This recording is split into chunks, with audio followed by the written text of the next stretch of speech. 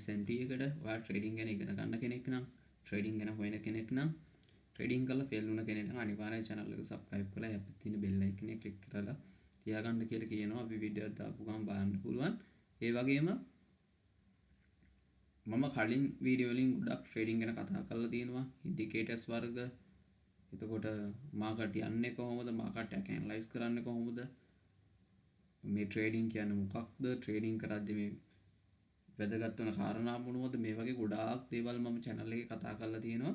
ඒ video ටික බලපු නැති කෙනෙක් නම් අනිවාර්යෙන් channel එකට ගිහිල්ලා ඒ වීඩියෝ ටික බලන්න කියලා මම ආරාධනා කරනවා.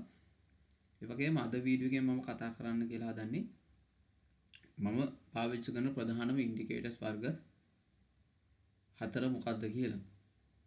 ඒකට මේ ඉන්ඩිකේටර්ස් කියලා දේවල් අපි පාවිච්චි කරනවා ට්‍රේඩ් කරනකොට මාකට් එකේ මූවමන්ට් එක අඳුර ගන්න.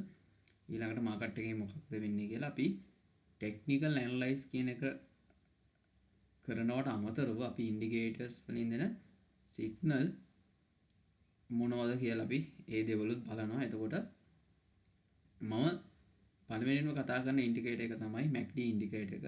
ලෝකේ ඉන්න ගොඩක් ට්‍රේඩර්ස්ලා පාවිච්චි කරන ඉන්ඩිකේටර් එකක් තමයි MACD ඉන්ඩිකේටර් කියන එක. මේ ගොඩක් ජනප්‍රිය ඉන්ඩිකේටර් එකක්.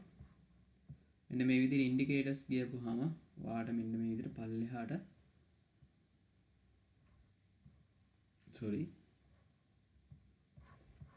එතනින් ගියාම MACD කියන මෙන්න මේ ඉන්ඩිකේටර් එක ඔයාලා බලා ගන්න පුළුවන්. මේක chart එකට ඇඩ් වුණා. මෙන්න මේ විදිහට බලා ගන්න පුළුවන්. කොළ පාට හිස්ටෝග්‍රෑම් සහ රතු පාට හිස්ටෝග්‍රෑම් වලින් මේක බලා ගන්න පුළුවන්.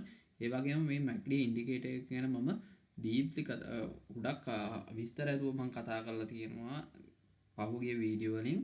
ඔයා ඒක බලපු නැති කෙනෙක් නම් අනිවාර්යෙන් ඒ වීඩියෝ එක බලන්න කියලා මම කියනවා. මම අද මේ වීඩියෝ එකේ මම ඉතාමත් කෙටියෙන් කියනවා මම පාවිච්චි කරන ඉන්ඩිකේටර්ස් කීපය මොකක්ද කියලා. මගෙන් කෙනෙක් අහලා තිබ්බ ප්‍රශ්නයක්, ඔයා පාවිච්චි කරන ඉන්ඩිකේටර්ස් වර්ග ටික අපිට කියලා දෙන්න කියලා. හින්දා ඉතාමත් කෙටියෙන් මම මේ වීඩියෝ එකෙන් කතා කරනවා මම පාවිච්චි කරන ඉන්ඩිකේටර්ස් වර්ග 4 ගැන. එතකොට පළවෙනි ඉන්ඩිකේටර් එක MACD ඉන්ඩිකේටර් එක. ඊට පස්සේ මම පාවිච්චි කරනවා ඕසම් ඔසිලේටර් කියන ඉන්ඩිකේටර් එක. ඕසම් ඔසිලේටර් කියන ඉන්ඩිකේටර් එක ඇඩ් කරපුවම මෙන්න මේ විදිහට බලා ගන්න පුළුවන්. කොළ පාට හිස්ටෝග්‍රෑම් සහ රතු පාට හිස්ටෝග්‍රෑම් වලින් මාකට් එකේ මූවමන්ට් එක පෙන්වනවා. ඊට අමතරව මම පාවිච්චි කරනවා බෝලින්ජර් බෑන්ඩ් කියන ඉන්ඩිකේටර් එක.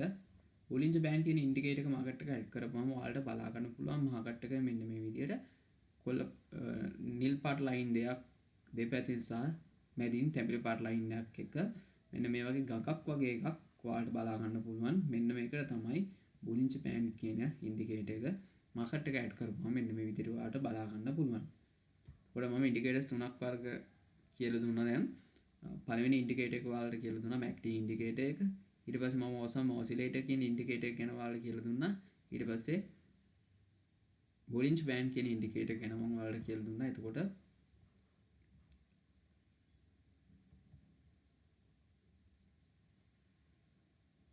මීට අමතරව RSI කියන ඉන්ඩිකේටර් එකක් මම පාවිච්චි කරනවා.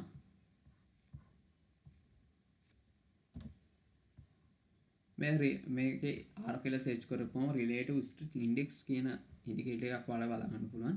මෙන්න මේ විදිහට ඇඩ් කරපුවම මෙන්න chart එකට පල්ලෙහින් මේ වගේ උඩින් කඩ ඉලක්ක සහ පල්ලෙහින් කඩ ඉලක්ක ඇතුවල මැදින් තැවිලි පාට ඉලක්ක මෙන්න මේ විදිහට යනවා ඔයාලට බලා ගන්න පුළුවන්. මෙන්න මේ ඉන්ඩිකේටර් එකට කියන්නේ RSI ඉන්ඩිකේටර් කියලා. මේකත් මම ට්‍රේඩින් කරද්දී ප්‍රධානව භාවිතා කරන ඉන්ඩිකේටර් එකක්. එතකොට මම ඉන්ඩිකේටර්ස් 4ක් තමයි බොහෝ දුරට පාවිච්චි කරන ට්‍රේඩින් කරන්න.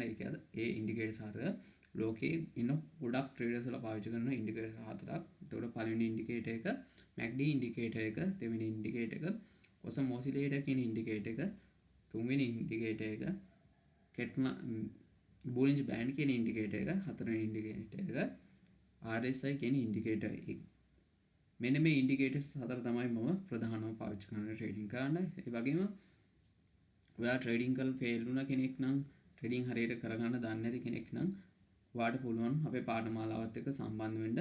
ඔයා කැමති නම් ට්‍රේඩින් කියන එක හරි පිළිවෙලට A to Z හරි ක්‍රමයකට සාර්ථක ක්‍රමයකට ඉගෙන ගන්න ඕන නම් පාඨමාලාවත් එක්ක සම්බන්ධ වෙන්න පුළුවන්. පාඨමාලාවත් එක්ක සම්බන්ධ වෙනවා නම් 075යි 99යි 333යි 58 කියන නම්බරයකට කෝල් කරලා ඔයාට පාඨමාලාවත් එක්ක සම්බන්ධ වෙන්න පුළුවන්.